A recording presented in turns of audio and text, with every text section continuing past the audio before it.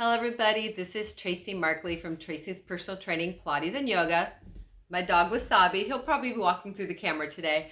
Anyway, I wanted to do a quick video for you guys because I know a lot of you, probably most of you, cannot attend physical therapy right now with this crazy world thing going on.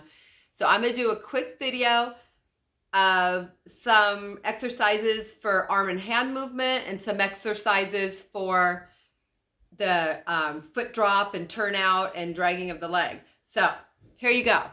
And they're in a lot of my other videos on YouTube, but I thought if I kind of combined them, you guys maybe might be able to watch this video and have a little workout for yourselves. So like I always say, I know every stroke survivor has different challenges after their stroke. Everybody's at different levels. Everybody comes back in different ways. So what I show you may not be something that everybody can do. It may be something that a lot of you can do, some can't. So just try to be patient with, grab what you can if it helps. So I've talked about in my other videos and in my books about you have a set of muscles here in your leg that holds that femur in for walking. So when you're walking, you can't see me really well, you don't want, that leg wants to drag or the foot turns out, you got the drop foot. So these muscles right here help hold that in. A couple ways that brings those muscles working is if you have a Bosu ball. When you stand on Bosu balls, it is putting resistance on these muscles and it strengthens the muscles that hold your legs steady, as well as working your core and your abs, especially if you're standing up nice and tall. Remember, if you have this kind of equipment, you can hold onto a bar or something safe. If you don't have it, that's okay. If you have a, where'd they go? A ball, oh, these guys.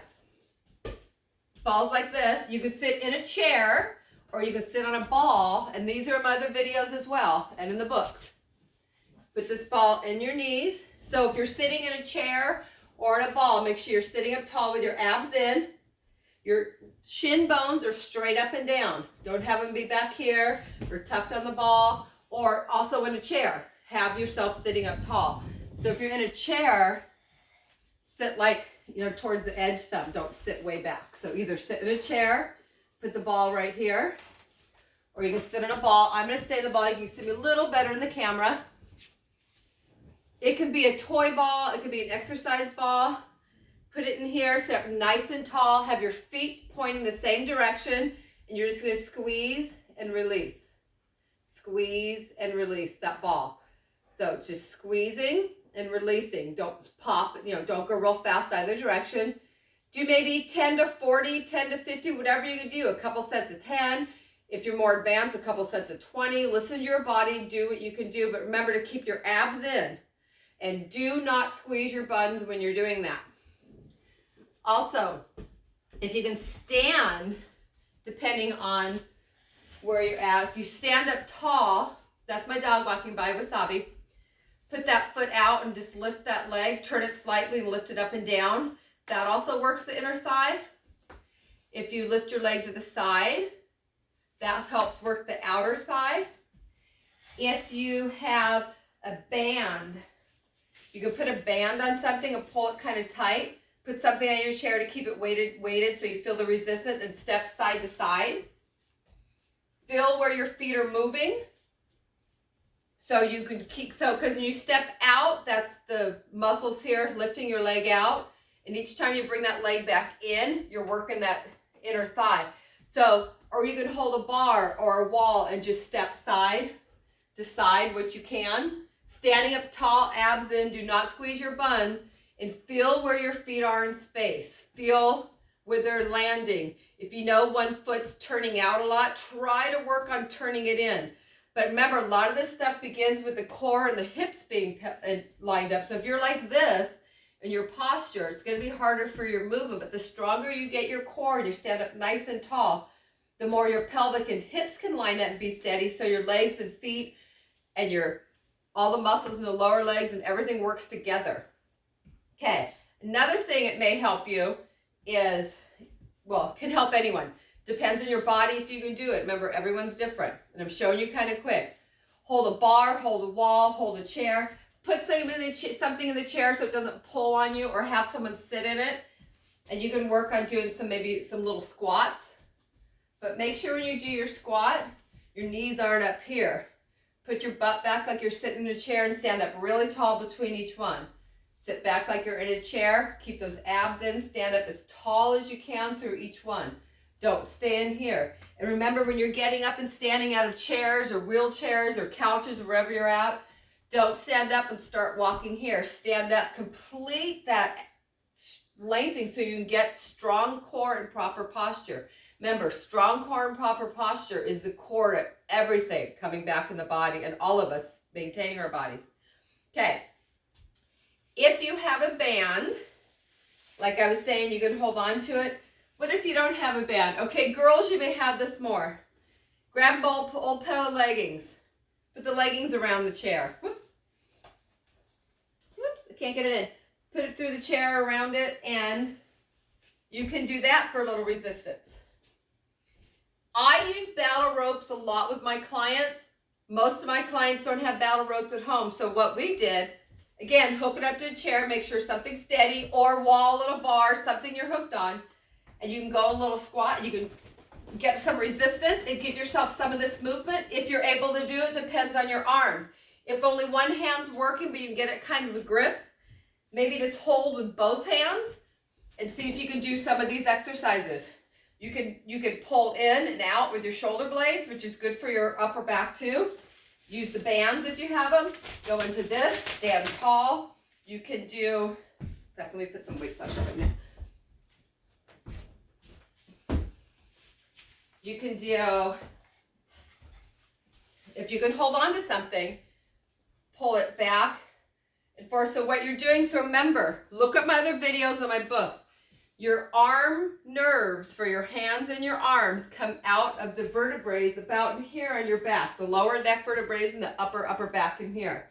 If your posture is here, it's going to be harder for the brain and the nerves coming out of the spinal cord to communicate for movements to the hand. So get your core strong, get your posture strong. Your biceps and triceps, this is your bicep, triceps are back here. They attach, your bones here, but they also attach on your shoulder blade. So start getting some exercises where you pull your shoulder blades together and release them. Pull them together. If you can't lift your arms up, maybe hold one of the arm that's affected and make it go with your other arm. Some people can hold it. Some people have to make this arm go with it. If you can hold a band or some resistance, do it with that. If you have someone with you and you're trying to do your arm exercises and your exercise your therapy has given you, have somebody take their fingers about right here on your back and do this. So they're stimulating sensation around the area where the communication and the nerves come out of the spinal cord to the nerves and down the arm. So if you're trying to do arm stuff and someone's stimulating, getting some stimulation right at that part, as you're trying to do your hand squeezes, your hands opening, or any of these kind of movements or anything you're working on, that can help you too. Also, if you're doing your exercises and you're standing on a Bosu ball or a balance disc, which is one in here someplace, when you're on a Bosu ball or balance disc, it stimulates more into your stimulates your nervous system more. So if your body's trying to balance and you're trying to work your hands, you're going to get more hand movement back. So there's some quick tips to try to help you. Also, another tip, when you're doing your exercises for your hand, try not to keep it in here. Try to keep good posture. Open your arm if you can. And also try to open your hands as far as you can. Don't just do little movements. Try to open as wide, squeeze, open completely, squeeze completely. Like when you get up, you're sitting and you open up completely. Try to open them up completely. And you may still be struggling with that, but make that your goal. Just don't work on little things. Open. Shoulders out of your ear, abs in. Again, this is Tracy. I made this really quick for you guys. I have to teach a class online in a second to some of my clients. But remember, I'm Tracy from Tracy's Personal Training, Pilates and Yoga. The YouTube videos, Tracy L. Markley Fitness on YouTube. I have my book, Stroke Recovery When Physical Therapy. It's Stroke Recovery What Now? when physical therapy ends, but your recovery continues. And The Stroke of an Artist, The Journey of Fitness Trainer and Stroke Survivor. Tipping Towards Balance, The Fitness Trainer's Guide to Stability and Walking. And those books have exercises in it, and they all have anatomy chapters. And my latest book was The Power of Your Spine, how the core and spine muscles help have the power for movement. So like when we walk, remember when you walk, your spine rotates. The top rotates this way, the bottom rotates that way. They all work together. You have muscles right here that help rotate the spine. So the stronger the core and spine is, that's like the power to your movement. Remember, the brain sends a message to the deep, deep core muscles, stabilize the body, we're going to move the limbs. So if your core and spine is weak and that multifidus and your transverse muscle and the pelvic floor is weak, it's going to make it harder to send messages to your limbs. So work on strong core, strong posture, full range of motion. And I'll try to make some more videos for you guys to help you when you're home in therapy. And I've been meaning to do this all week. I have all this stuff bombarding, this thing's crazy going on. Anyway, so you guys stay well. You got my books, you got my videos, and I have 2 more books coming out. I'm trying to get a book out in the next week or 2, all on arm and hand movement coming back. I've had a lot of you guys asking me. So I'm working on that right now when I'm not seeing my other clients, and hopefully it will be done within a week or 2. I just have to slow down because I'm rushing through it, and I want to make sure there's not a bunch of word errors in it, spelling errors. Anyway, so have a great day. Hang in there and keep moving every day, even if you can't see your therapist. Okay, see you guys later.